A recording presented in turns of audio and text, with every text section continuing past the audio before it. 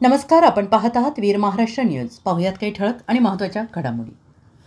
आज उजनी येथील तेरणा नदीवरील पूल बांधकामासाठी आणि कामाचा आढावा घेण्यासाठी शासकीय प्रशासकीय मंडळी उजनी गावात दाखल झाले. यावेळी जलसंपदा विभागाचे अधिकारी परिस्थितीची पाहणी करण्यासाठी उपस्थित होते.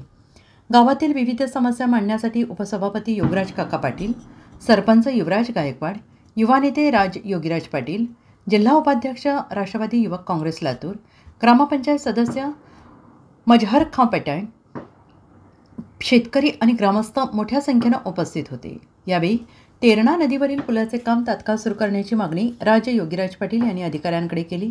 ग्रामस्थांनी या कामाला गती देण्याची एकमुखी मागणी केली. अशाच नवनवीन बातम्यांसाठी पाहत रहा वीर महाराष्ट्र न्यूज. लाईक करा, कमेंट करा.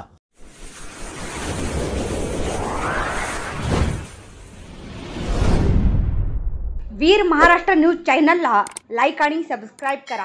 धन्यवाद.